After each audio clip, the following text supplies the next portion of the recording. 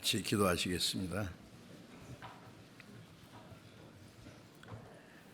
우리를 사랑하시는 거룩하시고 자비로우신 우리 아버지 하나님, 하나님이 작정하신 이 마지막 때에 이 세상 많은 사랑 가운데서 먼저 우리를 불러 구원해 주시고 우리의 남은 생에 하나님을 섬기며 주님이 함께 계시 역사하시는 교회 안에서 성령님의 가르침을 받으며 주님의 뜻을 행하며 순종하며 살게 하신 은혜에 감사합니다. 이 시간 주님의 보배로운 피로 구속함을 받은 저희들이 주님 앞에 함께 모여서 주님의 그 크신 은혜와 사랑을 찬송하며 주님의 말씀을 배우며 주님과 함께하는 거룩한 무리 안에서 교제케 하심을 감사합니다. 이 시간 하나님의 성령께서 우리와 함께 계셔서 여기에 모여있는 우리 각 사람을 굽어 살피시고 자비로운 손길로 각 사람의 영혼을 붙들어 주시고 주님의 은혜로 주님의 말씀으로 우리에게 더욱 충만케 거룩하게 세워주시기를 간절히 기도합니다. 이 세상은 날로 요란해지고 죄악이 충만합니다. 주님이 우리와 함께 하시지 아니하시면 우리는 언제든지 죄 가운데 넘어질 수밖에 없습니다. 주님 자비로운 능력의 손으로 붙들어 주시고 우리를 진리 가운데로 인도해 주셔서 세상 아무 죄악에 우리를 주장치 못하게 지켜 주옵소서. 전국에 있는 우리 교회들, 세계에 있는 많은 교회들 주님이 친히 함께 하시고 마지막 때에 주님이 맡기신 거룩한 사명을 잘 전해서 하나님이 원하시는 대로 많은 영혼이 구원받는 하나님의 큰 역사가 계속 일어나게 도와주시고 어려운 여건 속에서 신앙생활하며 복음을 전하는 모든 형제 자매들에게 주님 말씀과 능력의 손길로 더욱 붙들어 주시기를 간절히 기도합니다. 이 시간 함께 참여하지 못한 우리 형제 자매들 병 중에 있는 사람에게는 속히 건강을 회복시켜 주시고 마음이 연약한 자, 시험에 빠진 사람들 일일이 합당하신 은혜를 베풀어 주셔서 한 사람도 실족함이 없게 해 주옵소서. 때를 따라 우리에게 필요한 말씀을 주시고 우리에게 주신 은혜를 더욱 깨닫게 하시고 우리가 마땅히 행할 일을 가르쳐 주시는 주님, 이 시간에도 주님께서 우리에게 나타내시고자 원하시는 말씀 각 사람 마음속에 합당하게 나타내 주시고 또 주님의 말씀을 듣고 잊어버린 자가 아니고 우리의 마음과 생활 속에 지켜 행함으로 하나님의 자녀로 합당히 행하며 하나님 아버지께 영광을 돌릴 수 있도록 인도해 주옵소서. 이 시간 모두 주 성령님이 인도해 주기를 간절히 의지하오며 우리 주 예수님 이름으로 기도드렸습니다. 아멘. 찬양대 찬송해 주시겠습니다.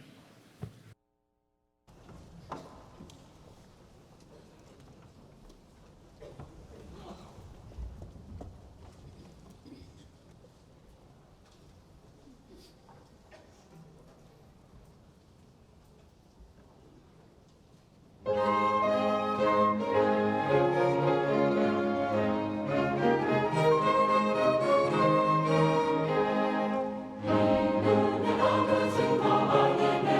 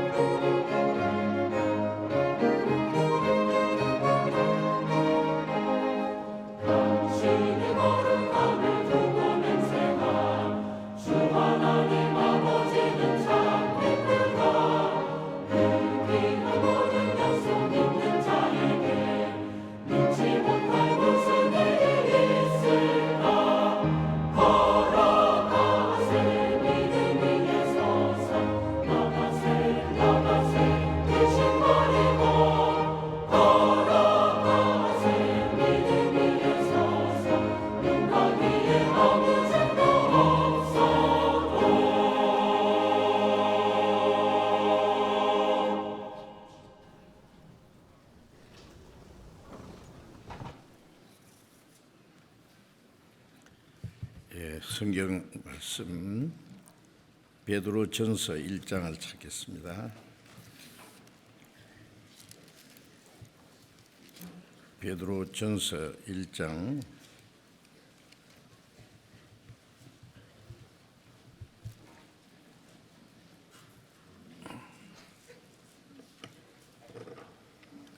베드로전서 1장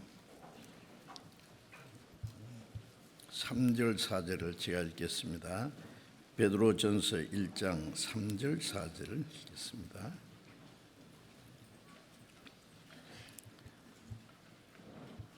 찬송하리로다. 우리 주 예수 그리스도의 아버지 하나님이 그 많으신 긍휼대로 예수 그리스도의 죽은 자 가운데서 부활하심으로 말미암아 우리를 거듭나게 하사 산 소망이 있게 하시며 썩지 않고 더럽지 않고 쇠하지 않은 기업을 있게 하시나니 곧 너희를 위하여 하늘에 간직하신 것이라. 거기까지.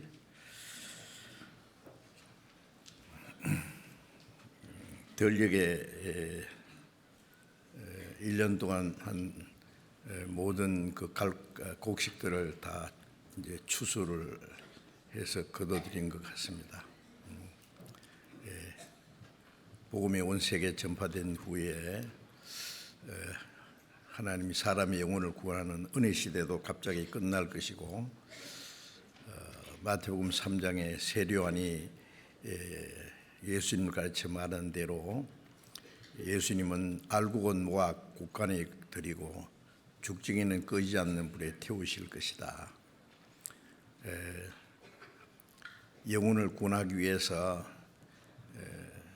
하늘의 밀처럼 하늘에서 땅에 떨어져 죽기까지 하신 예수님, 그 복음이 온 세계에 전파돼서 하나님의 자녀들, 구원받은 사람으로 영생에 이르는 열매를 다 모으신 다음에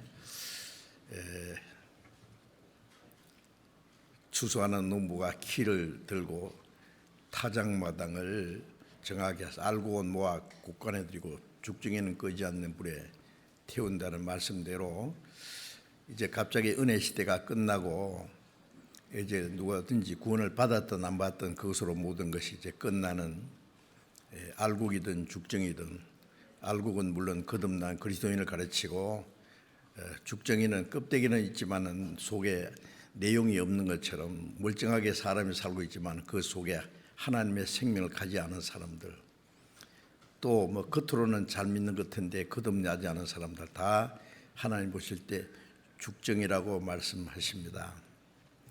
죽정이는 꺼지 않는 지옥불에, 꺼지 않는 불은 지옥입니다. 그리고 알곡은 천국 창고에, 하나님의 나라에 들어갈 것이라고 말씀했습니다. 이제 추수 때가 막 끝나려고 하는 시점에, 추수 때는 세상 끝이라고 했는데 이 마지막 때에 우리가 하나님의 은혜를 깨닫고 구원받았다는 것은 정말 놀라운 일입니다. 여러분 어떻게 생각하세요? 그리고 이제 구원받은 사람이 그 히브리서 2장 3절에 말씀하신 대로 이같이 큰 구원이라고 했어요. 우리가 받은 구원이 얼마나 크고 귀한지, 선물을 받기는 받았는데 이 선물이 얼마짜리인지 얼마나 귀한지 잘 모르는 것 같습니다. 우리가 받은 구원이 얼마나 크고 귀한지, 귀한 줄은 알긴 아는데 얼마나 귀한지를 아직도 잘 모르고 있어요. 성경을 배우는 만큼 우리에게 주신 구원이 얼마나 귀한지 놀라운지 우리가 점점 알게 되고, 그걸 알면 알수록 그 하나님의 은혜에 대한 감사와 기쁨이 넘치고, 또 구원받은 그리스도인으로서 땅에 어떻게 살아갈까 알게 될 겁니다. 우리의 구원의 근원은 우리의 행위로 아니고 순전히 하나님의 사랑과 은혜로 받는 것이죠. 그리고 구원받은 후에 우리 신앙생활의 원동력도 그 하나님의 은혜와 사랑입니다. 구원받은 후에도 우리의 마음과 생활을 변화시키고 우리가 연약하지만은 우리를 항상 붙들어 주시고 도와주는 그 하나님의 은혜입니다. 하나님의 은혜는 계속될 겁니다. 그리고 구원받은 사람 속에 계신 성령님이 하나님의 말씀 진리로 우리의 마음과 우리의 생활을 날로 새롭게 하셔서 우리 신앙생활의 원동력이 되게 하시는 것이죠. 그래서 이제 지난 주일까지 계속해서 우리 설교 제목을 거듭난 그리스도인의 신분과 생활이라고 이렇게 말씀드리고 있는데, 그 신분이라고 하는 것은요, 세상에 사람으로 다 똑같이 태어났지만 살아가는 가운데 그 사람의 신분이 다를 수 있어요. 신분이 각각 있습니다. 뭐 특별한 신분이 없는 사람도 있겠지만은요,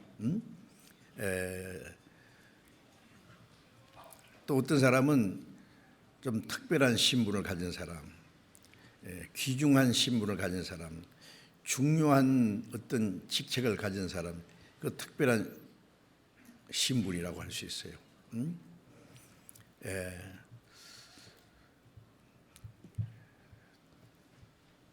귀중하고 특별한 신분을 가진 사람일수록 자기에게 주어진 신분이 무엇인지를 알아야 됩니다. 대통령은 나라의 통수권은 자로서 그 신분이 있고 그럼 책임이 아주 막중하죠. 장관은 장관으로서의 신분만 있을 뿐 아니라 할 일이 있어요. 군인은 군인으로서, 교사는 교사로서, 의사는 의사로서, 아니면 사업자는 사업자로서 신분이 있고 신분에 따라서 할 일이 따로 있습니다. 신분에 걸맞은 생활을 하지 않으면 여러 가지 문제가 생기는 거예요. 우리 그리스도인은 구원받았다는 그 그리스도인의 신분이 얼마나 귀한지 그 잘 모르는 사람이 있어요. 얼마나 높고 고귀한 것인지, 중요한 것인지, 그걸 모르면은 그냥 아무 신분 없는 사람들이 지멋대로 사는 것처럼 이제 그렇게 살 수도 있다 그 말입니다. 구원받은 사람도. 그래서 거듭난 그리스도인의 신분이 어떤 것인지를 좀 말씀을 드리고, 그 신분이 얼마나 귀한지, 그리고 그리스도인에게 주어진 하나님의 그 거룩한 고귀한 신분에 합당하게 우리가 어떻게 살아야 할 것인지, 구원도 하나님의 은혜로 받지만은 우리에게 어떤 신분을 주셨다면은 신분에 합당한 생활을 하도록 은혜와 능력으로 우리를 도와주시는 분입니다. 구원받기 위해서도 우리가 간절히, 구원받지 않은 사람은 구원받기를 사모해야 구원받을 수 있잖아요. 그것처럼 구원받은 후에 우리가 하나님의 은혜를, 하나님의 뜻대로 살기 위해서 하나님의 더 크신 은혜와 능력을 간절히 사모해야만 됩니다. 그래야만 하나님이 은혜와 능력으로 도와주시고 정말 그리스도인으로서 합당하게 살 수 있도록 도와주실 것입니다. 그래서 지난번에 거듭난 그리스도인의 신분이 많이 있는데 그걸 이제 하나하나 차근차근 좀 말씀을 드리려고 합니다. 첫 번 요한복음 1장 12절에 영접하는 자, 곧 그 이름을 믿는 자는 하나님의 자녀가 되는 권세를 주셨다 했잖아요. 우리가 하나님의 은혜를 깨닫고 구원받았을 때에 성령이 오셨어요. 그 성령이 주님입니다. 그래서 그걸 영접했다 그래요. 그리스도를 내가 영접했어요. 어떤 집에 아주 귀한 손님을 영접했다면은요, 그 집의 분위기가 달라질 거예요. 큰 기쁨이 있을 거예요. 그리고 그 귀한 손님이 오시면요, 인사만 끄뻑하고요, 그냥 사랑방에 좀 계셔요. 나 바빠서 오늘 늦게 돌아오겠습니다 하고 그냥 나갑니까? 모처럼 귀한 손님이 오시면은 그 손님을 편안하게 기쁘게 모시고, 그리고 그분에게 뭔가 대접만 할 뿐 아니라 자기가 대접하는 것보다도 더 큰 어떤 은혜를 받기를 원할 겁니다. 이제 구원받았다는 것은 그리스도를 영접했단 말이에요.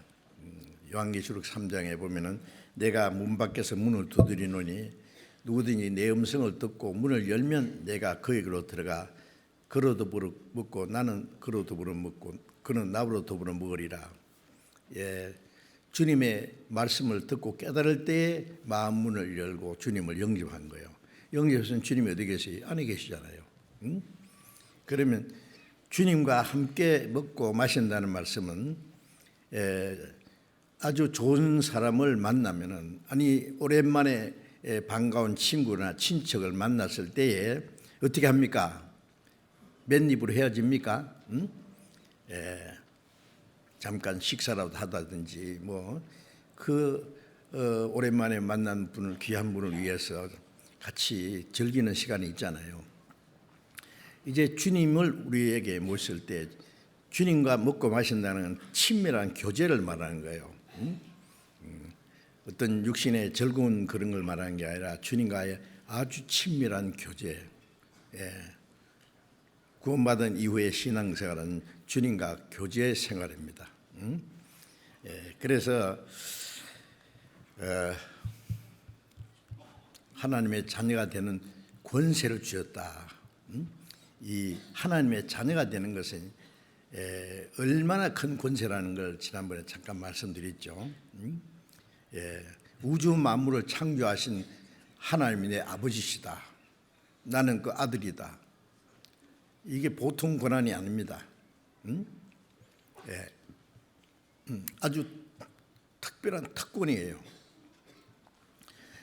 하나님 다음으로는 하나님의 아들보다 높은 자는 아무도 없을 거예요. 천사가 존귀하지만은 천사는 하나님의 아들이 될 수 없다는 거 아시죠? 그래서 히브리서 1장 4절 5절에 보면은 말씀하시기를 하나님께서 천사 중 누구에게 내가 너를 낳았다, 너는 내 아들이다 하신 일이 있느냐 그거예요. 제가 한번 옛날에 전도하는데요, 대구에서 어떤 청년이 그러더라고요. 목사님, 저는 놀라운 것을 깨달았습니다. 이제까지 아무도 깨닫지 못한 걸 내가 깨달았습니다. 그러더라고요. 그래서 혹시 뭘 깨달은가 싶어서 물어봤죠. 뭔데요? 그랬더니 히브리서 1장 4절 5절 말씀을 보여주면서 예수님이 누군지 아느냐고. 처음부터 하나님의 아들이 아니고 천사가 있는데 천사 중 하나에게 너는 내 아들이라, 내가 너를 낳았다, 그렇게 했다는 거예요. 이제까지 아무도 이걸 깨닫지 못했다고 자기가 깨달았던 거예요. 그래서 내가 하도 어이가 없어가지고 잘 보라고. 어느 때 천사 중 누구에게 오늘날 내가 너를 낳았다, 너는 내 아들이라고 하신 일이 있느냐 그랬거든요. 그렇게 했단 말이에요? 안 했단 말씀이요? 그런 일이 없단 말이에요. 그런데 제일 뒤에 녀는 뭔 뜻인지도 모르고. 왜 그러면 히브리서는요, 히브리 사람들 유대인들을 위해서 기록한 건데 유대인들은 천사를 굉장히 막 영광스러운 존재로 막 특별히 생각하거든요. 그래서 너희들이 그렇게 크게 생각하는 그 천사보다도 예수님은 더 높다. 천사보다 더욱 아름다운 이름을 얻으셨다. 천사보다 아름다운 이름이 뭐냐? 천사는 부리는 영이라고, 그 다음에 하나님의 부리는 일꾼이에요. 집에 큰 부자가 있는데 일꾼이 있는데 아들하고 일꾼하고 신분이 달라요. 그렇죠? 훨씬 아름다운 이름이라는 것은 신분입니다.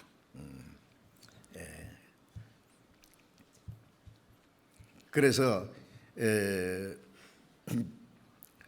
천사는 하나님의 아들이 될 수 없다. 예수님은 천사보다 훨씬 높은 분이다.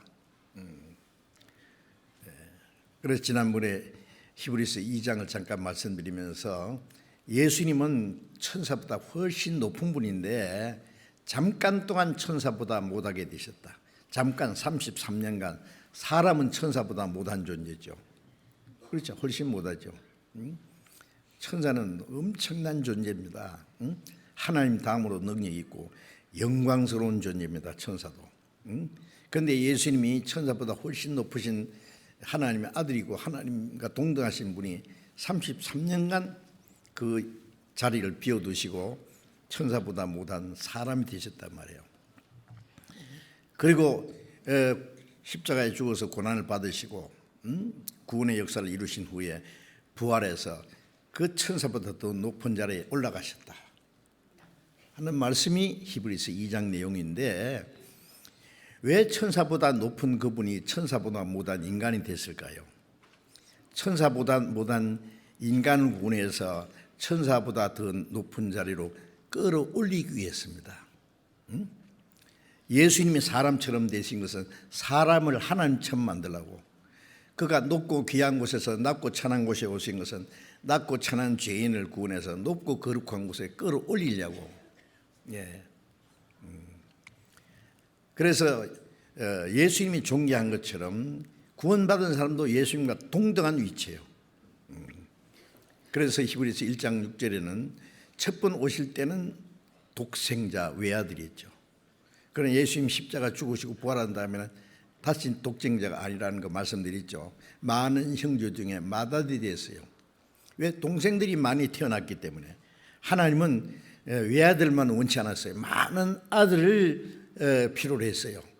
그래서 하나님의 미리 죽음으로 독생자가 죽어서 많은 아들을 탄생시켰다고 말해요. 그래서 많은 형제 중에 맏아들이 됐다. 그래서 히브리서 1장 6절에는 첫 번 오실 때는 독생자였고,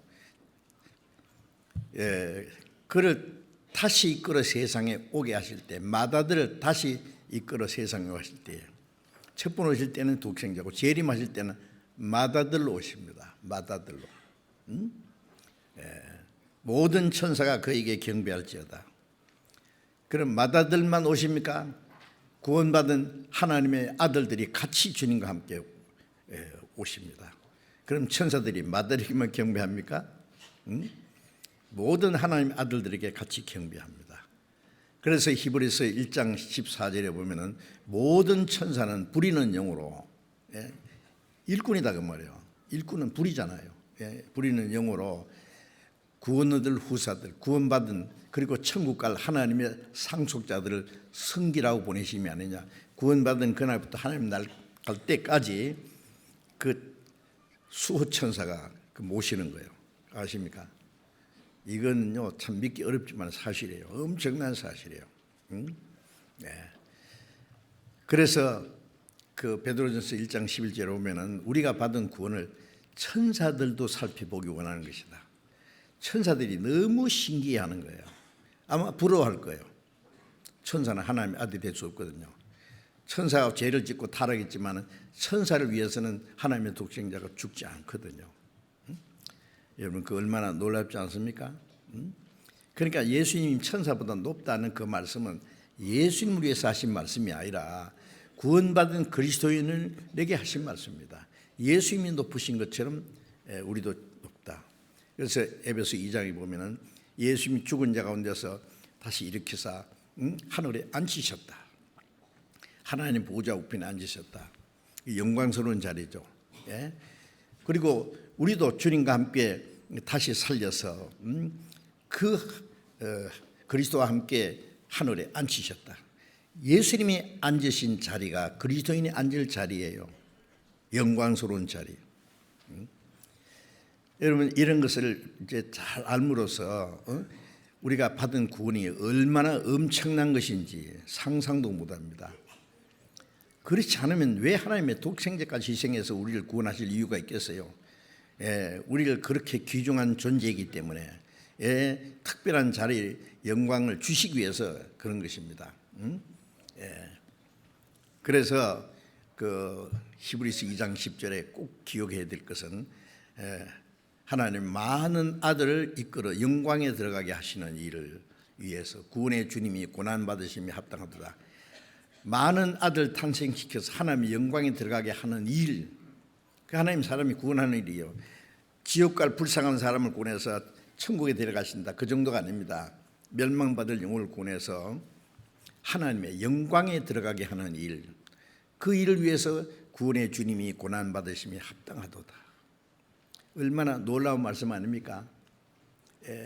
이런 말씀을 거듭 말씀드리는 것은 사람들이 듣고도 너무 엄청나니까 설마 그러고 자꾸 잊어버린다고요. 그걸 모르기 때문에 신앙생활을 제대로 못해요. 왕자가 자기가 왕자라는 신분을 잃어버리면요, 거지라고 같이 놀 거예요. 깡패다라고 올려서 무슨 짓 할지 몰라요. 구원받은 그리스도인이 세상의 왕자에 비교해 되겠습니까? 엄청난 겁니다. 그것보다 비교할 수 없어요. 그래서 이 하나님의 자녀라는 그 그 특권, 권세와 특권을 주셨는데 그건 하나님과 같은 영광스러운 자리에 들어가기 위해서입니다.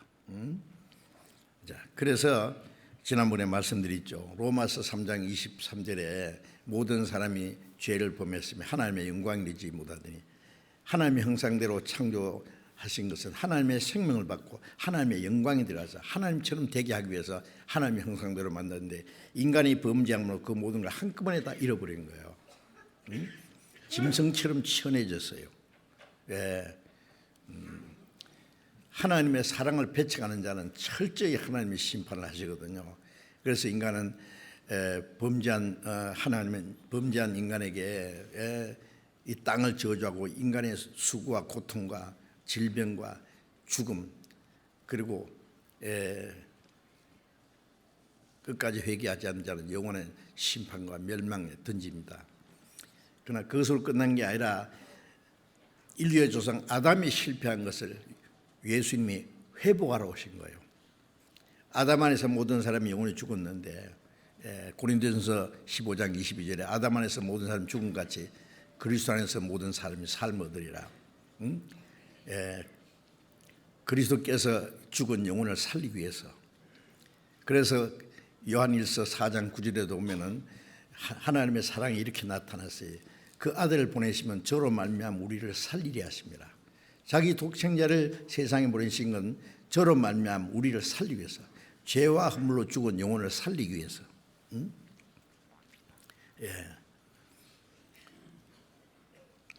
주님이 우리 죄를 대속하시고 우리를 구원하지 하는 일을 하지 않았으면 우리가 어떻게 하나님께 돌아갑니까? 누가복음 15장에 보면은 아버지를 떠나서 아버지 재산을 다 탕진한 그 탕자 있잖아요. 재산을 다 탕진하고 굶어 죽게 됐을 때 아버지가 생각이 났어요. 내가 죄가 많아도 아버지는 사랑이 많으신 분이야. 나를 용서하실 거야. 이대로 죽을 수는 없어. 우리 아버지 집에는 품꾼도 잘 사는데 용기를 내서 내가 돌아가리라. 일어나서 아버지께 돌아갑니다. 아버지는 그 아들이 돌아오기를 매일 기다려요. 매일. 야, 대문 잠그지 말아야 아들 올 끼다. 밥을 따뜻하게 아랫목에 해놓고 우리 아들 오면은 먹여줄 거다. 매일 기다리는 거예요. 이사야 44장 2절에 보면은 빽빽한 구름의 사진같이 네 죄를 안개의 사진같이 도말했으니 내게로 돌아오라. 내가 너를 구속했습니다. 죄를 사했으니까 돌아오라. 하루가 천년 하루같이 모든 죄인들이 돌아오기를 회개한다는 건 죄를 뉘우치고 돌아가는 회개예요. 기다리고 계신다. 하루는 보니까 해가 넘어가는데 저기 거지 하나가 삐쩍 마른 거지가 꾸구중해가지고 오는데 가만히 보니까 걸음걸이가 자기하고 비슷하게 닮았거든. 네 아들이다. 멀리 있는데 아버지가 먼저 보셨다 그랬죠. 달려가 목을 안고 입을 맞췄습니다. 아들은 너무 죄송해서 아버지, 내가 하늘과 아버지께 죄를 지었습니다. 이제부터 아버지 아들이라고 하는 그 일컬음 밖에 감당치 못한 나를 품꾼에 불어서 나를 머슴처럼 품꾼의 하나로 여겨주세요. 아버지가 모르겠습니까? 무슨 소리? 너는 내 아들이야. 제일 좋은 옷을 내다 입어라. 그 거지 더러운 냄새나는 그 거지 옷을 벗기고 제일 좋은 옷, 그 구원의 옷이라고 그러죠. 이사야 61장 10절에 보면 구원의 옷을 의의 옷을 내게 입히셨다. 예. 발에 신을 신기라. 복음에 예비한 거 신을 신고. 에베소 6장 있잖아요. 예. 손에 가락지를 끼워라. 아들이라는 약속이요. 품꾼이 뭐야? 너는 내 엄연히 내 아들이야. 아버지를 배반하고 아버지의 재산을 다 탕진한 아들을요 무조건 용서하고 돌아와 줘서 고맙다. 너는 내 아들이라는 약속입니다. 살찐 송아지를 끌어다가 잡아라. 우리가 먹고 즐기자. 내 아들은 죽었다가 살았고 잃었다가 얻었다. 아버지를 떠난 게 죽은 것이고 돌아온 게 살아난 거예요. 잃었다가 얻었다. 잃어졌다가 돌아온 그 아들을 맞이했을 때 아버지가 얼마나 기쁘겠어요. 탕자는 너무 죄송하고 해서 뭐 기뻐할 줄도 몰랐을 거예요. 아버지가 더 기뻐했어요. 우리가 구원받았을 때 우리가 기뻐하는 것보다도 하나님이 더 기뻐하신다는 거 아세요? 그 아버지는 하나님 아버지를 가르치고 그 탕자는 우리 죄인을 가르쳐요. 우리가 구원받을 때 하나님께 돌아간 것이죠. 하나님이 우리를 받아주세요. 내 아들이다. 그 아버지의 그 부자입니다. 아버지 것이 자기 거예요 이제. 그래서 구원받은 후에 우리의 위치는 놀랍습니다. 하나님이 죄악의 그름뜸에서 드러내사 우리를 영광 위에 앉히셨다. 사무엘상 2장 8절에 있는 말씀 지난주에 읽었죠. 예, 그 쓰레기통에 뒤직지직하다가 뭐 하나 주워가지고 깨끗이 닦아가지고 자기 제일 좋은 그 장식장에다 올려놓고 매일 감상하고 좋아한다면 신기하지 않습니까? 예, 더러운 거지, 못난 거지를 하나, 야, 너 와, 이리 와. 너 오늘부터 내 아들이야. 임금이 말이에요. 그런 일이 있었을까요? 세상에는 그런 일이 있기가 어렵겠지만 하나님은 우리 죄악의 쓰레기 더미에서 우리를 건져서 하나님 천사보다 높은 위 하나님의 아들이라는 위치에다 올려놨어요. 예, 상상할 수 있습니까? 그런데 이게 사실이라고 말해요. 자, 그리고 우리에게 주신 아들이라는 위치는 예수님이 아들인 것처럼 우리도 아들이에요.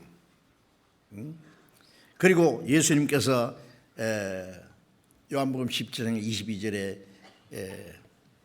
죽으시기 전에 하신 긴 기도 내용 속에 아버지여 창세 전에 아버지께서 내게 나를 사랑하심으로 주신 영광을 내가 저에게 주었습니다. 하나님이 자기 독생자 사랑하신 것처럼 구원받은 자녀도 사랑했고 독생자 아들에게 주신 영광을 구원받은 사람에게도 주었다 그랬어요. 놀랍지 않습니까? 그런데 그게 사실이에요. 네. 그래서 로마서 8장 17절에 우리가 아들이면 하나님의 후사, 그 그리스도와 후사다. 그리스도와 함께하는 후사다. 우리가 그와 함께 영광을 받기 위하여 고난도 함께 받을 것이니라. 자녀면은 당당히 하나님의 상속자요. 그리스도와 함께 누리는 상속자요. 그리스도와 함께 영광, 그리스도께서 영광 받으셨잖아요. 우리도 주님과 함께 영광을 받는 거예요. 예. 그래서 그리스도와 함께 영광 받기 위해서 이 땅에 사는 동안에 그리스도에서 고난 받는 것도 합당하다. 예. 그 앞에 있는 영광을 모르는 사람은 고난을 못 견딥니다. 학생이 그 오랫동안 잠을 안 자고 죽을 고생하면서 공부하는 것은 이를 악물고 두고 보자. 내가 언제 뭐 특별한 고시에 통과해서 좋은 학교를 나와서 좋은 직장에 들어가서 높은 자리에서 대접받고 살 거다. 아니면 내가 위대한 과학자가 된다든지 정치가가 된다든지 뭐 사업가가 된다든지 자기가 희망하는 걸 위해서 최선을 다하고 죽을 고생을 합니다. 이 세상에 몇십 년 위한 그 미래를 위해서도 하는데 우리는 이 땅에 잠깐 없어질 그 세상 것을 위해서가 아니라 하나님 나라에 가서 잠시 후에입니다. 받을 영원한 영광을 위해서 현재 고난을 받는 거예요. 그래서 우리가 현재 고난은 장차 우리에게 나타날 영광과 비교할 수 없다. 비교가 안 되죠. 고난은 잠깐이요, 영광은 영원한 거예요. 그래서 고린도후서 4장 17절에 우리가 잠시 받는 환난에 경한 것이, 그 고난과 환난은 잠시입니다. 그리고 너무 경한 것은 작은 거다 그 말이에요. 그것이 영원한 영광에 중한 것을 이루게 하면이, 영원한 영광, 그 엄청난 걸 주시려고, 저 앞에 주님이 그 면류관을 연고를 들고, 참아라, 달려라, 힘내, 쓰러지면 또 일어나, 계속 그러시는 거예요. 잠시 후에 받을 영광을 위해서. 그래서 히브리서 12장 2절에 예수님도 앞에 있는 즐거움을 위하여 부끄러움을 개의치 아니하시더니 죽음 건너편의 영광을 바라보면서 예수님도 십자가의 그 수치와 고통을 개의치 아니하더니 하나님 보좌 우편에 앉으셨나이다. 우리도 그 뒤를 따라가는 거예요. 그리스도인이 어떤 환난과 고난 중에도 주님만 바라보고 잠시 후에 받을 영원한 영광을 바라보면서 어떤 고난과 환난도 이길 수 있는 것은 믿기 때문입니다. 그게 안 믿어지는 사람은 못합니다. 어떤 사람은 나 예수 믿다가 나 망하겠다. 자기 마음대로 사는 것이 좋을 줄 알아요. 몰라서 그래요. 왜 고난을 주시느냐? 하나님은 우리에게 고난도 시험도 아무것도 안 주시는 게 아니라 고난 가운데 두시고 고난을 이길 수 있는, 시험을 이길 수 있는 힘을 주세요. 용기도 주세요. 능 이기는 거예요. 그래서 로마서 8장에 보면은 누가 우리를 그리스도의 사랑에서 끊으리요? 환난이나 공간이나 위험이나 칼이랴.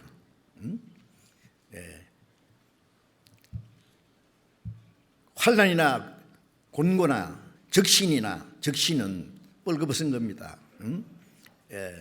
가난한 거나 위험이나 칼이라, 칼이 목을 내 잘라가도 주님과의 사랑을 끊을 수 없다 그 말이에요. 현재 것이나 장래 것이나 하늘에 있는 천사들도 우리를 예수 그리스도 안에 있는 하나님의 사랑에서 끊을 수 없으리라. 그 사람들은 죽음을 두려워하지 않습니다. 잠깐 죽음 건너편에 영원한 생명과 영광이 있는데 뭘 두려워합니까? 자살하는 사람들은 너무너무 괴로워서 그것을 벗어나기 위해서 스스로 목숨 건데 그것으로 벗어나면 오직 좋겠어요. 죽음 건너편에 영원한 멸망이 있다는 것은 알면 자살도 못해요. 잠깐 고통을 잊어버리려고 자살하는 사람이 있는가 하면은 우리는 영원한 영광이 있기 때문에 죽는 것도 두려워하지 않습니다. 그렇다고 해서 그리스도인이 자살하면 안 됩니다. 그건 하나님이 주신 생명을 죽이는 것은 살인죄예요. 우리는 주님의 뜻대로 살다가 살아도 주를 위해서 죽어도 주를 위해서 모든 건 하나님의 영광을 위해서. 왜 하나님이 우리를 구원하신 건 이 땅에 썩어지고 없어질 것을 잠깐 있다 없어질 걸 주시기 위함이 아니에요. 영원한 영광스러운 기업을 주시기 위함입니다. 그래서 잠깐 이제 읽은 지금 조금 전에 읽은 이 베드로전서 1장 3절에 보면은 다시 한번 읽겠습니다. 찬송하리로다 우리 주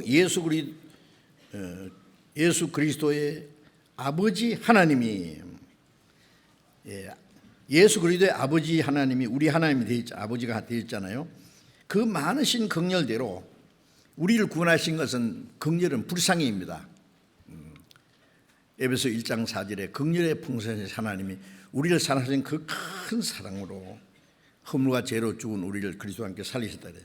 많으신 긍휼대로 예수 그리스도의 죽은 자 가운데서 부활하심으로 말미암아 우리를 거듭나게 하사 산 소망 있게 하시며 예수님의 죽으심과 피 흘리심으로 우리 죄를 사하셨고 부활하심으로 사망의 권세를 깨치고 우리에게 영원한 생명을 주었습니다. 그래서 예수 그리스도의 죽은 자 가운데서 부활하심으로 말미암아 우리를 거듭나겠다. 요한복음 3장 5절에 보면 너희가 물과 성령으로 거듭나지 않으면 하나님 나라에 들어갈 수 없느니라.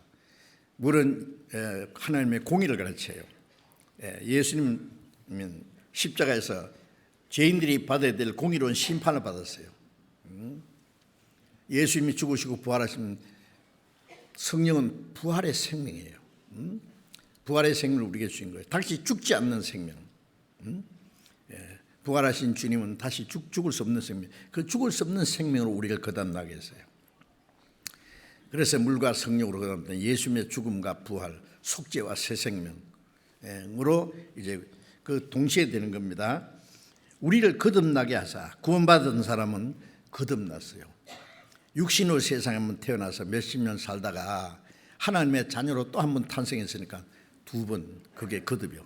born again, 다시 태어난 겁니다. 그래서 하나님의 자녀가 됐어요. 육신으로 태어났을 때는 낳아주신 부모의 자녀가 됐죠. 이제 하나님의 자녀로 영으로 태어났을 때 하나님의 아들이 됐어요. 그래서 거듭나게 하사 산 소망 있게 하시며 구원받은 사람에게는 산 소망. 여기 왜 소망을 산 소망이라고 말했냐면 이 세상의 사람들이 바라는 소망은 죽은 소망이에요. 진정한 소망은 반드시 이루어져야 돼요. 이 세상 사람이 말하는 소위 소망이라는 것은 그거는 희망사항일 뿐이에요. 왜? 얻을지 안 얻을지도 모르는 동시에 얻었다고 할지라도 잠시 후에 꺼져버리는 거예요.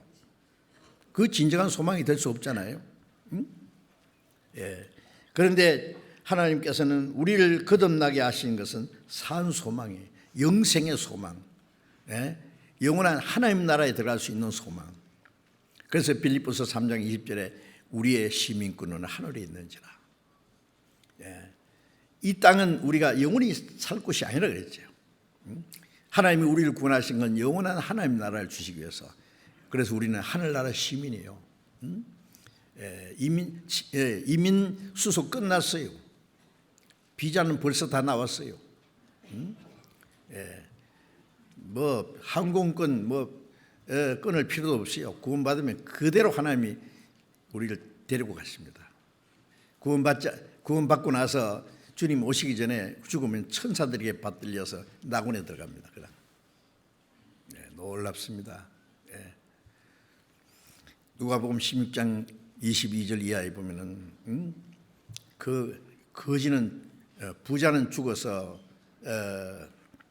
죽었고 나사로라는 거지는 또 죽었는데 나사로는 천사들에게 받들려 아브라함 품에 들어가고 부자는 죽어서 음부에 들어갔다. 불 속에서 고통한다 그랬죠. 그런데 이 부자는 이름이 없는데 거지는 나사로라는 이름이 있어요. 그 왜 그런지 아세요? 나사로라는 이름 뜻은 하나님은 나의 도움이시다, 그런 뜻입니다. 다시 기도하면서 하나님이여, 세상 사람들은 헛된 일에 분야하며 재물 쌓아는 누가 취하는지 알지 못합니다. 주여 내가 무엇을 바라요? 나의 소망은 주께 있나이다 그러죠. 다윗 왕은 그 당시에 주변의 나라를 다 정복하고 통일을 누리고 위대한 왕입니다. 거기서 스스로 만족했습니까? 아닙니다. 시편 39편 3절 4절 이하에 쭉 보면은 하나님이여, 나의 종말이라는 건 언제 내가 죽을 날 종말과 연하님을 알게 하사 나로 나의 연약함을 알게 하소서. 내 종말이 가까이 온다는 것과 내가 얼마나 연약하다는 존재를 하나님 알게 해 주십시오. 사람들은 스스로 강한 줄 알아요. 나폴레옹은 뭐 그랬다잖아요. 불가능이라는 단어는 내 사전에 없다. 불가능이 없다 내 앞에는. 막 세계를 정복할 줄 알았죠. 그러나 워터루 전쟁에서 패전한 다음에 센트 헬레나 섬에서 귀양살하면서 그가 뭐라고 하는지 아세요? 나는 실패했다. 이제는 불가능 앞에서 꼼짝을 못하는 거예요.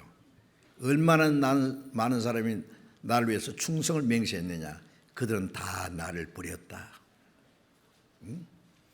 그런데 그 나폴레옹이 그 말 한 게 아니라 또 유명한 말 하나 했어요. 나사렛 예수 그대가 이겼다 그랬어요. 십자가에 죽으신 예수님이 실패한 줄 알았는데 그대가 이겼다.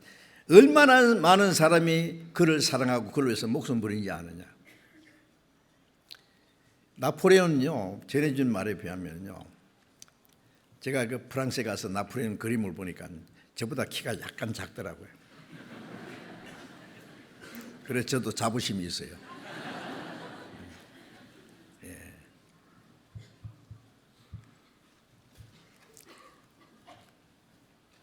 하루에 한 5시간밖에 안 잤다 그래요. 그 참 건강 체력이 굉장히 한 모예요. 그럼 뭐 했냐?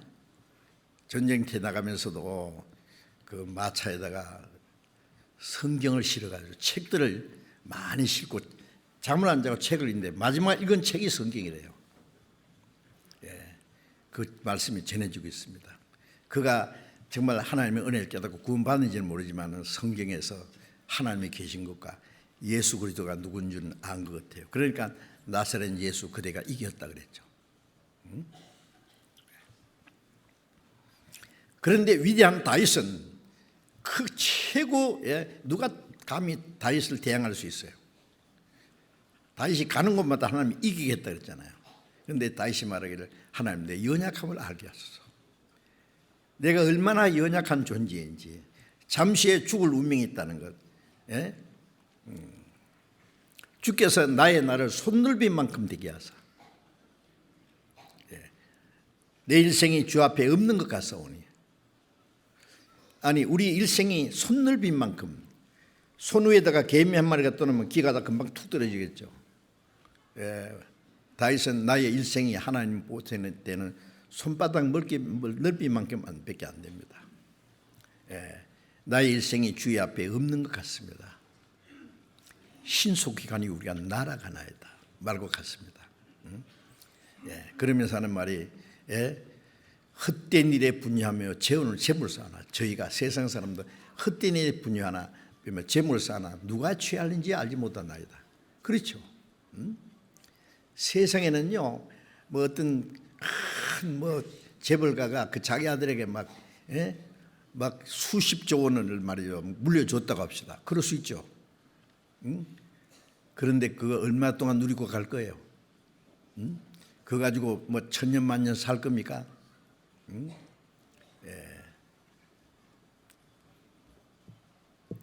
누가 취하는지 알지 못하나이다. 엄청난 그 상속을요 자기가 누립니까? 몇백 년, 몇천 년 살면 좋을 것 같은데 더 빨리 죽는 수도 있어요. 그래서 다윗은 말하기를 사람들이 헛된 일이 분야하며 재물을 쌓아나 누가 취하는지 알지 못합니다. 주여 내가 무엇을 바라리요? 나의 소망은 주께 있나이다. 내가 무엇을 바랍니까? 나의 소망은 주께 있나이다. 다윗은 정말 하나님을 믿는 믿음이 철저했고 죽을 때까지 그 하나님을 의지하고 살았습니다. 우리도 동일합니다. 이 세상에는요 잠깐 있다가 없어집니다. 너희 생명이 무엇이냐? 너희는 안개와 같다. 잠깐 보이다 없이 안개와 같다. 이 세상에 소망 둔다는 것은 헛된 욕망입니다. 이 세상의 소망 구름 같고 부귀와 영화도 한 꿈일세. 그렇죠. 일생 일장춘몽 하룻밤 꿈과 같아요. 그걸 우리가 그걸 위해서 삽니까? 그걸 주시려고 하나님이 우리를 구원하신 겁니까? 헛된 세상에서 꿈꾸고 있는 자리에서 깨어가지고 우리에게 영원한 생명, 천국에 들어갈 소망을 주셨습니다. 내가 무엇을 바라리요? 우리가 무엇을 바라야 됩니까? 네?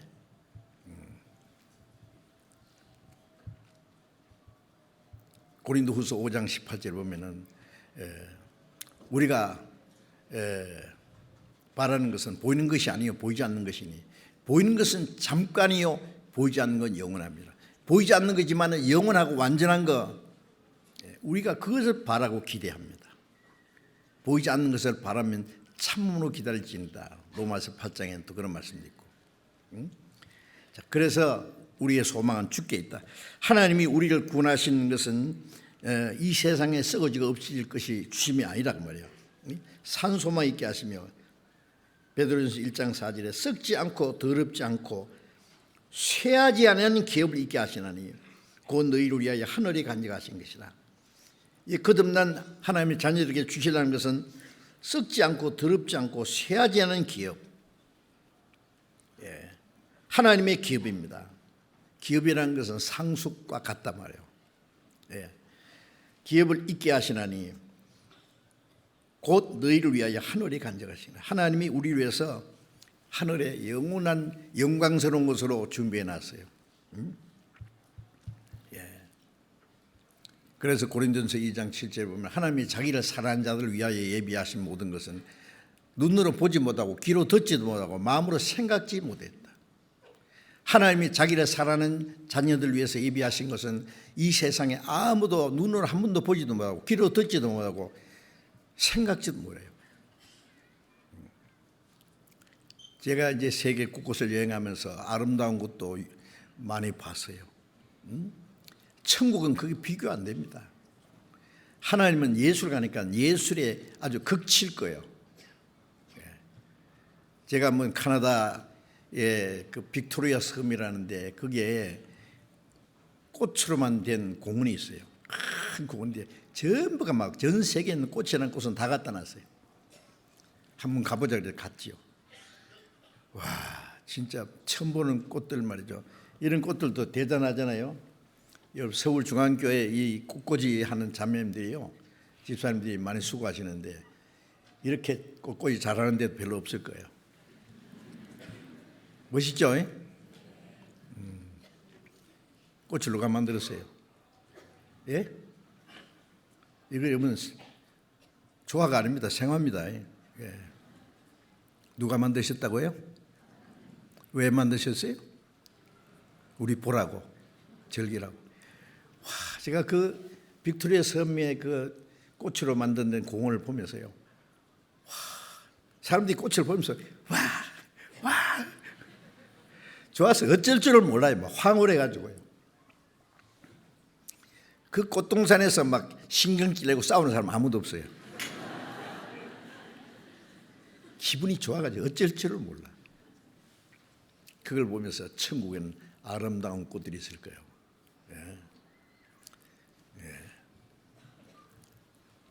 아름다운 저 천국 저 나라에는 향기로운 꽃들이 피었고, 향기로운 꽃들이 피었고 생명나무 열매는 다달이 맺는 그곳 우리 주님만 있도다. 온갖 아름다운 것 다 있습니다. 아름다운 새들도 있을 거예요. 하나님은 예술가니까 예술의 극치, 더 이상 아름답고 더 이상 좋고 더 이상 재밌는 거 필요 없어요. 아주 극치인데 뭐 더 이상 뭘 바라요. 하나님은 과학자니까 과학의 극치, 원시시대로 돌아가는 게 아니에요. 과학의 극치, 과학과 예술이 완전히 조화된 세계, 그건 확실할 거예요. 거기서 영혼이 살아요. 그게 너무 좋아서 좋은 게 아니라 거기 주님이 계셔요. 자기의 독생자를 우리를 구원하기 위해서 십자가 죽는 데까지 내주신 하나님 아버지, 우리에서 목숨도 버리신 그 주님이 같이 계셔서 그때는 주님의 얼굴을 뵙고 삽니다. 그렇기 때문에 우리는 그게 빨리 가고 싶은 거예요. 그래서 썩지 않고 더럽지 않고 쇠하지 않은 기업을 있게 하시나니 곧 너희를 위해 하나님 아버지가 자녀들을 위해서 예비하신 것이라. 그래서 요한복음 14장 1절 2절 3절에 너희는 마음에 근심하지 마. 하나님의 믿으니 또 나를 믿으라. 내 아버지 집에 거할 곳이 많도다.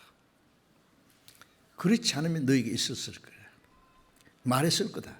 일렀을 것이다. 예수님 제자들 3년 반 동안 예수님을 따라하면서 얼마나 고생했죠. 응? 예수님이 곧 떠나신다니까 제자들이 근심이 가득해서 예수님 가시면 우리는 어쩌라고. 한편 생각하면 제자들에게 미안하기도 하고 불쌍하기도 하고. 그런데 말이다, 마음에 근심하지 마라. 내가 가는 것이 너희 유익하다. 예수님 모시고 다닐 때는 옆에 모시고 다녔는데 이제 내가 가면 성령이 오셔서 너희 안에 계실 거다. 내가 가지 않으면 성령이 오시지 않아. 그러나 내가 가면 성령을 보내서 그 성령이 오시면 너희 안에, 옆에 모시고 다니는 것보다도 내 안에 이제 모시고 다니는 거예요. 주님 오실 때. 그리고 내 아버지 집에 거할 곳이 많다. 지금 잠시 고생하지만은 주님 따라다니면 얼마나 고생했어요. 감남자 참 이슬을 맞으면서 주님과 함께 자야 되고 쫓겨다녀야 되고 음식은 먹을 겨를도 없이 바쁘게 또 가르치고. 그런데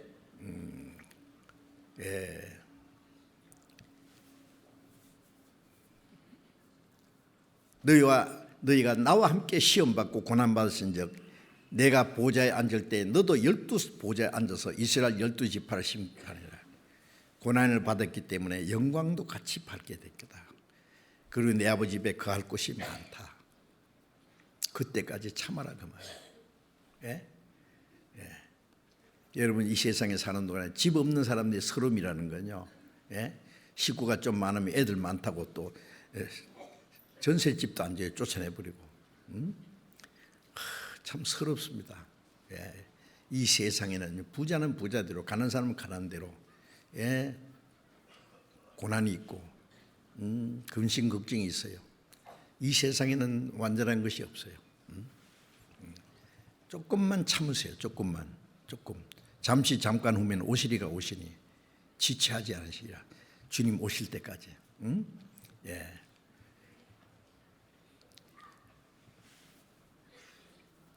시편 23장 6절에 보면은요, 다윗 왕이 그 시잖아요. 유명한 시가 시편 23편. 여호와는 나의 목자시니 내게 부족함이 없으리로다. 아시죠? 여호와는 나의 목자시니 내게 부족함이 없으리라. 주님은 나의 목자고 나는 주님이 기르시는 어린 양이다가요. 뭐가 부족하냐? 그리고 6절에 보면은 나의 평생에 주의 인자하심과 선하심이 정녕 나를 따르니 내가 여호와의 집에서 영원히 거하리로다. 결론이 하나님 집에서 영원히 살 거다. 하나님 집에서 영원히 살 사람들이에요. 하나님의 자기 자녀를 위해서 얼마나 아름답고 영광스러운 그 하늘에 영원한 집을 준비해 주셨어요. 맞아요? 틀려요? 왜 대답이 좀 뭘 다 아는 걸 뭘 물어 그런 것 같아. 그래도 물어야 돼요. 그것이 우리의 소망입니다. 산 소망. 썩지 않고 더럽지 않고 쇠하지는 영원하고 영광스러운 기업을 주시려고 구원해 주신 거예요. 자, 우리는 이 사실을 잊지 마셔야 됩니다. 그래서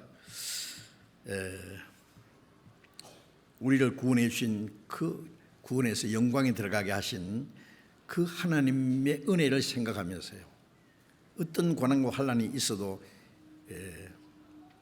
믿음으로 견디나갈 수 있죠.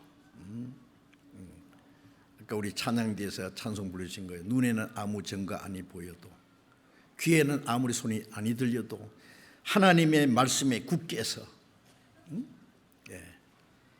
히브리서 11장 1절에 보면 믿음은 바라는 것들의 실상이요 보지 못하는 것의 증거다. 믿음은 우리가 바라는 것이 황당한 것이 아니에요. 실상이에요. 실제 하는 거예요. 미국에 한 번도 안 가서 모르는 사람도 미국 있다는 거 알잖아요. 그죠? 예? 왜 어떻게 알아요? 세계 지도도 있고 미국 갔다 온 사람이 얘기해. 저는 미국을 40번도 더 다녀왔기 때문에 그래도 미국 다 못 봤어요. 할 일이 많아요. 여러분 러시아에 가보셨어요? 저는 러시아에 1년에 2번씩 그 모스크바에 전도하기 위해서 열심히 다녔습니다. 조금은 알아요. 천국 보지 않았지만 천국 있어요. 하나님이 말씀하셨고 사실은 천국 갔다 온 사람도 있어요. 바울 사도도 천국에 갔다 왔고 사도 요한도 천국 갔다 왔어요. 그런데 이 말씀 안 믿는 사람은 갔다 온 사람 말 안 믿죠. 물론 우리가 바라는 것의 실상이요 바라는 것 소망하는 것이 막연한 것이 아니고 실제 하는 거예요. 실제 보지 못하는 것의 증거다. 우리가 보지 못하는 거지만은 확실한 거예요. 그게 믿음이에요. 믿음. 하나님의 말씀에 거짓말하지 않으시는 하나님의 말씀에 이 성경이 하나님의 말씀이라는 많은 증거가 있잖아요. 우리가 그래서 우리는 그 보지 못하는 것도 영원한 것도 우리가 믿을 수가 있습니다. 데살로니가 전서 2장을 잠깐 보겠습니다. 데살로니가 전서 2장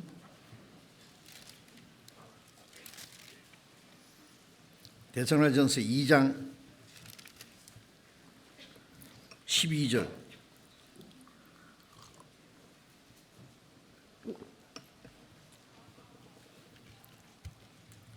데살로니가전서 2장 12절 같이 읽읍시다. 이는 너희를 부르사 자기 나라와 영광에 이르게 하시는 하나님께 합당에 행하게 하려 함이니라. 이는 너희를 부르사 불렀다는 것은 우리를 구원하셨다는 말씀입니다. 너희를 부르사 죄 가운데 있는 우리를 불렀잖아요. 내가 너희 허물을 빽빽한 구름이 사라진 같이 네 죄를 안개에 사라진 같이 도말하였으니 내게로 돌아오라. 그게 부르신 거예요. 믿은 것은 부름에 응답한 거예요. 자기 나라와 영광에 이르게 하시는 우리를 구원하신 목적은 하나님의 나라와 하나님의 영원한 영광에 들어가게 하기 위해서 이르게 하시기 위해서 자기 나라와 하나님의 나라와 영광에 이르게 하시는 하나님께 합당히 행하게 하려 합니다. 이제 우리는 하나님의 나라를 상속으로 받았어요. 하나님의 영광에 들어갈 사람입니다. 그게 그 받은 사람으로서 합당하게 살아야 돼요. 그렇지 않겠어요? 천국 갈 사람이 지옥 갈 사람처럼 살면 되겠어요? 하나님의 자녀가 마귀 자식처럼 살면 안 되죠. 빛의 자녀들이 어둠에 속한 자처럼 살면 안 되죠. 너희도 전에는 어둠이더니 이제는 빛의 자녀라. 빛의 자녀들처럼 행하라. 빛의 자녀처럼 살아야 돼요. 어떨 때는 좀 빛을 발했다가 어떨 때는 또 어둠처럼 살았다 그러면 안 돼요. 어떨 때는 하나님처럼 살다가 어떨 때는 마귀자식처럼 살다가 안 되죠. 소망 없는 사람처럼 이렇게 살 수 있어요?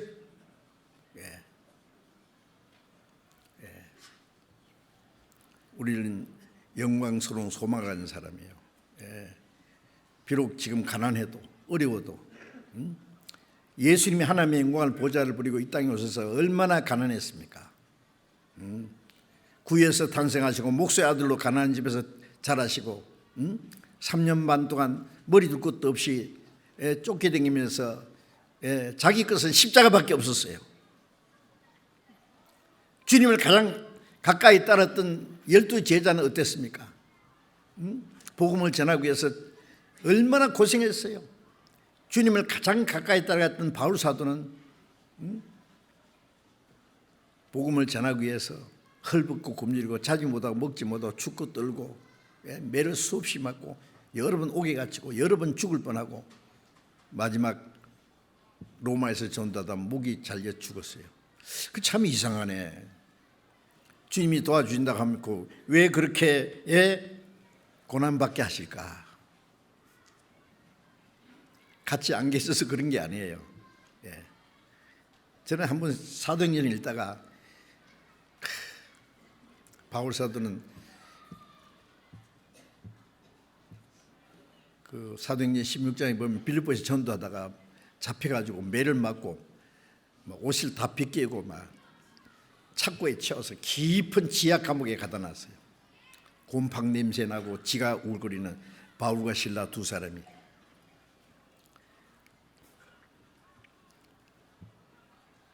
밤중에 바울 사도가 어떻게 했어요? 기도하고 찬송했어요. 응 울었습니까?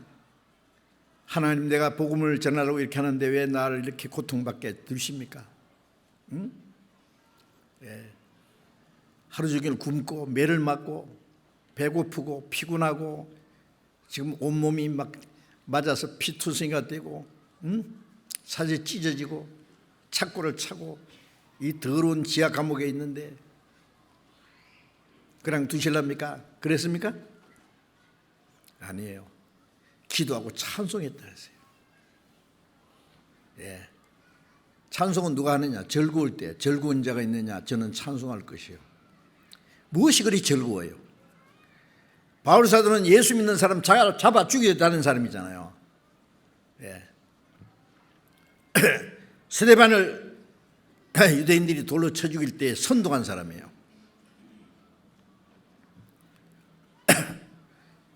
그래서 자기는 죄인 중에 괴수라고 디모데전서 1장 15절에도 죄인 두목이다가요. 지옥 밑창에 들어갈 죄인이에요.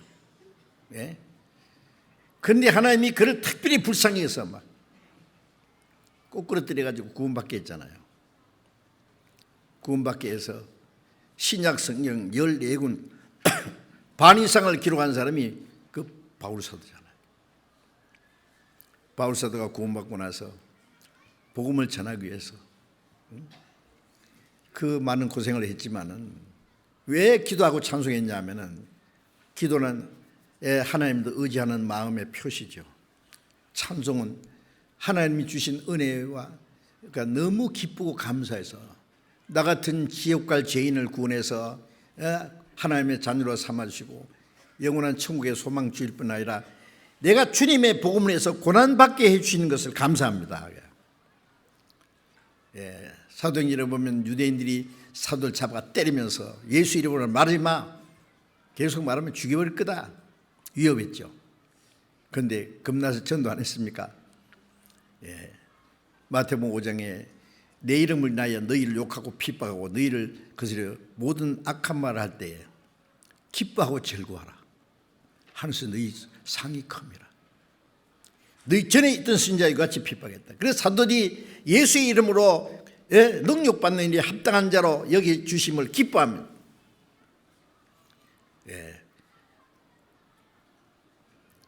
주님의 이름을 위해서 능력받는 고난받는 건 아무나 하는 겁니까? 자기 기세예요. 주님에서 죽는 것도 주를 위해서 자기 기세야 죽어요. 어떤 사람 막 제대로 신앙생활을 못하는 사람이 누가 공산당이 와서 너 예수 믿으면 죽인다 그러면 그때 죽여라 그러고 나 죽을 기다. 그 아무나 그런 순교하는 줄 알아요? 그것도 자기 기세야 돼요.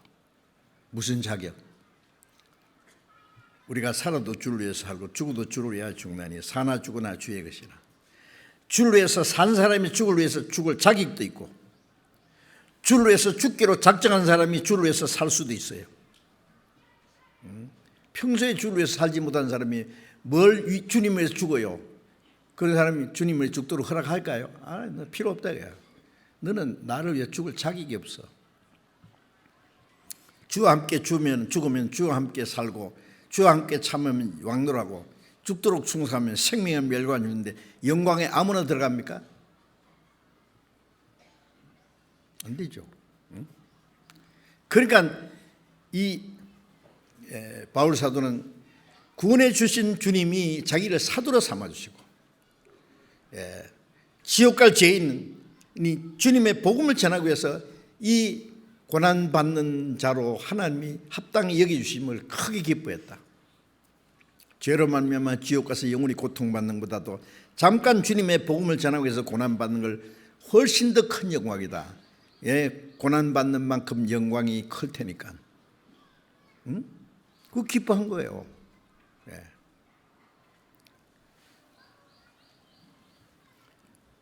그래서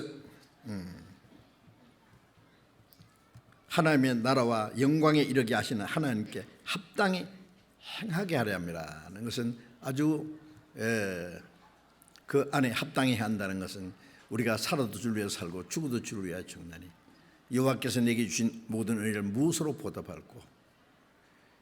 하나님이 자기 독생자를 십자가에 못 박혀 죽기까지 희생하시고 주님 위해서 우리를 위해서 목숨까지 그 보배로운 피를 다 쏟아서 우리 죄를 영원히 사하시고 우리를 구원해서 하나님의 자녀가 되게 하신 그 모든 은혜, 영원한 천국에 들어갈 수 있는 영광스러운 소망을 거주신 그 모든 은혜를 생각하면 우리는 주님을 위해서 100번 죽어도 은혜를 못 갚지 않습니까? 100번은 못 죽어도 주를 위해서 한 번은 살아야 될 거 아니에요.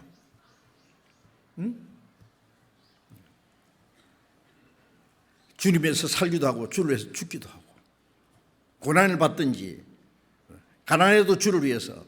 여러분 열등의식 가지지 마세요. 다음 시간에 제가 말씀드리니까 하나님 자녀를 하나님이 책임지십니다. 아세요? 무슨 걱정이에요? 자, 우리가 주님을 위해서 사는 거기에는요, 성령이 같이 계세요. 너희가 그리스도의 이름으로 욕받으면 복 있는 자로다. 영광의 영 곧 하나님의 영이 너희 위에 계심이라.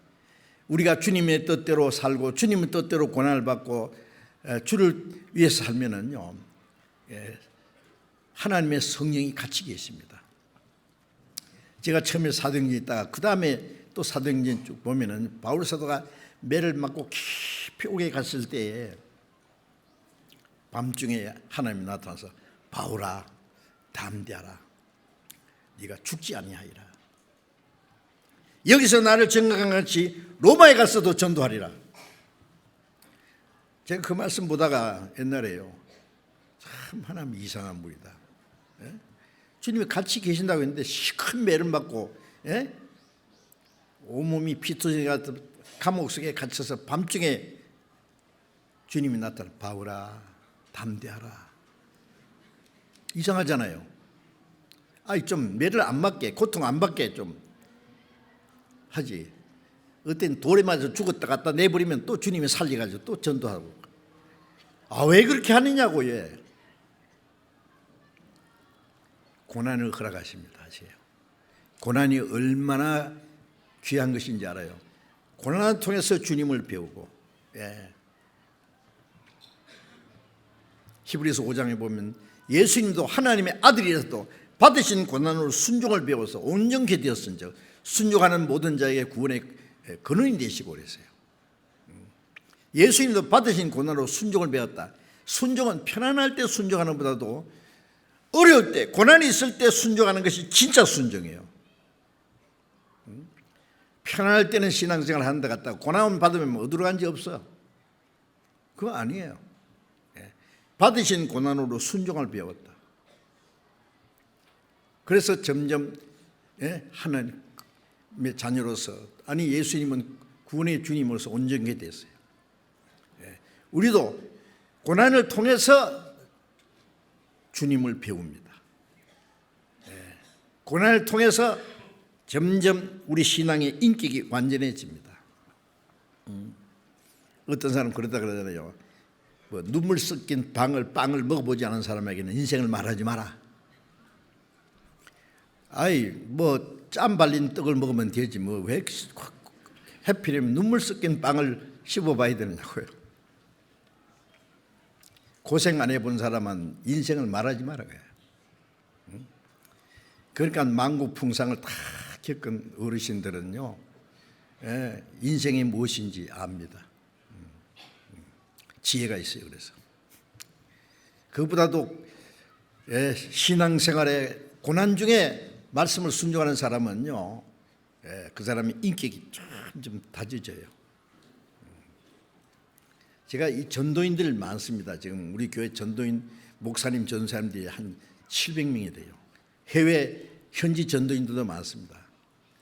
대다수가 잘해요. 어떤 사람은요,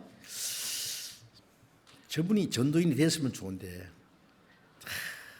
인격도 훌륭하고 다 좋아. 외국어도 잘하고 말도 잘하고 착하고 선비 같고. 그런데 뭐가 안 됐냐? 훈련이 전혀 안 돼 있어요. 훈련이 안 돼 있어요. 어릴 때부터 곱게 자라가지고,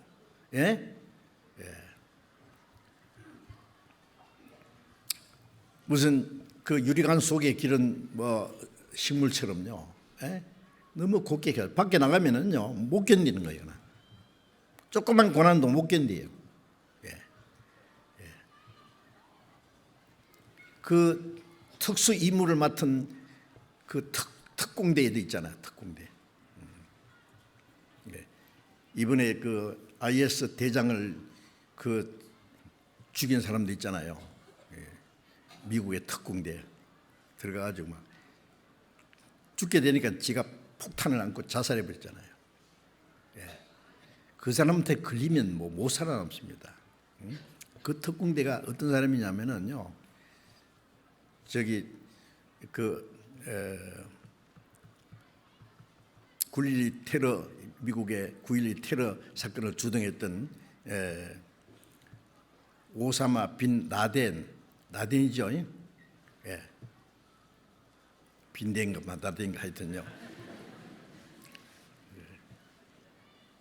죽였잖아요. 아프간 어디 굴 속에 숨었는데 특공대 가서 기어코 잡아가지고 죽여버렸어요.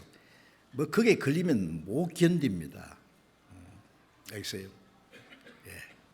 그런 사람들은요 보통 훈련받은 사람이 아니에요. 이번에 뭐 IS 대장을 죽이는데 그 막 깊숙이 침투해가지고 막 헬리콥터 타고 내려갔다든가요.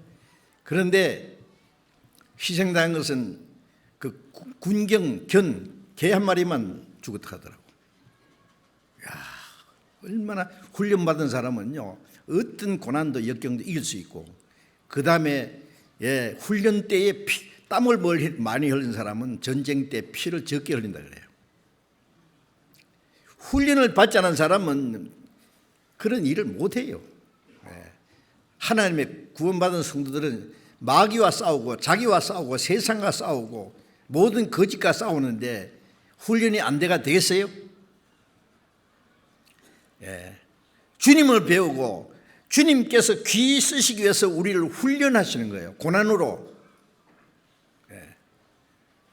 고난을 통해서 훈련합니다. 무기를, 아주 단단한 무기를 만들려면은요, 베드로전서 1장에 보면은 너희가 잠시 고난을 받을 때 근심하지 않을 수 없으나 오히려 크게 기쁘다. 이는 믿음의 시련이 불로 연단해도 없어질 것보다 더 귀하여. 칼을 만드는 데가 들었어요. 아주 날카로운 뭐 그 특별한 그 무기를 만들 때는요, 이 보통 세 가지고는 안 돼요. 막 불속에 집어넣어서 완전히 달궈 가지고 막 망치로 때리고, 뭐 약한 것 전부 불 쓰면 다 떨어져 계속 제일 단단한 것만 남아요. 그 가지고 엄청난 무기를 만듭니다.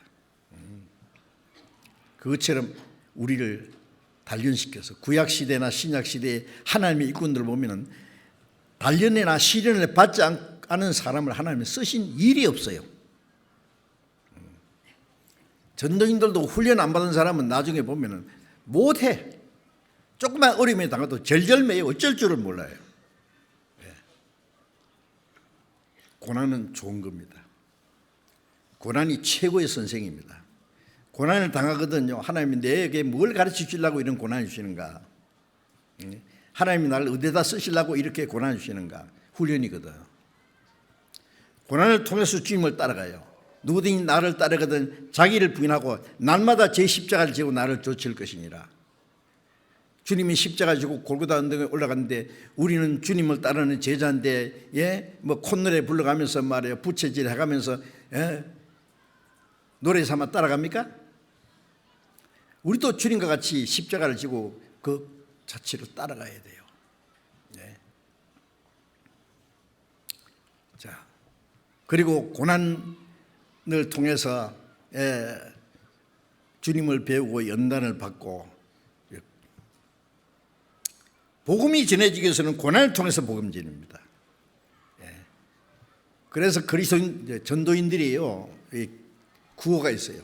우리는 살기 좋은 것을 찾아갈 것이 아니라 주와 함께 멋지게 죽을 자리를 찾아가자. 전도인이 살기 좋은 것에 편안한 자리 찾아가가지고 어떻게 전도하겠어요? 그래. 응? 주님과 주님의 복음을 위해서 죽을 자리를 찾아가자. 멋지게 죽을 자리. 멋지게 죽으면 최고 성공하는 거예요. 디모데후서 1장 8절에 보면 바울 사도가 목 잘려 죽기 전에 자기 믿음의 아들 그 전도자 디모데에게 편지하면서 복음을 위하여 갇힌 나를 부끄러워하지 말고 하나님의 능력을 쫓아 복음과 함께 고난을 받으라. 복음과 함께 고난을 받으라. 복음과 함께 고난을 받고 복음과 함께 살다가 복음과 함께 죽어요. 그 가운데 하나님의 능력이 역사해요. 고난을 싫어하는 자를 통해서는 하나님이 역사하지 않습니다. 그거 아십니까? 예수님이 십자가의 죽음을 통해서 우리를 구원했고 그 복음도 고난을 통해서 전해져요. 그래서 고난은 아주 좋은 겁니다. 그리스도와 함께 영광 받기 위해서 고난도 받아야 되고, 우리가 더 큰 영광을 위해서 우리에게 고난을 허락하세요. 죽도록 충성하라. 안 죽을 정도로 충성하는 게 아니라 죽도록 충성하라. 그리하면 생명의 멸류관을 내게 주리라. 구원은 우리가 똑같이 받았어요, 하나님의 은혜로. 그러나 영광은 다 다릅니다. 요한계시록 22장 12절에 보면은 볼지어다 내가 속히 오리니 각 사람의 주를 상이 내게 있어 각 사람에게 그 일한 대로 갚아주리라. 주님이 오실 때에 우리가 그 영광에 들어갔는데요, 영광에 들어가긴 들어갔는데 똑같이 졸업은 합니다. 그런데 어떤 사람은 우등상, 어떤 사람은 무슨 개근상, 모범상 뭐 받는데 어떤 사람은 아무것도 못 받고 있어요. 제가 초등학교 다닐 때는 상 많이 받았어요. 어떤 사람은요 겨우 낙제만 면해가지고, 여러분 구원받은 사람이 겨우 천국 뒷문에다 가면 좋다고 생각합니까? 그러면 안 돼요.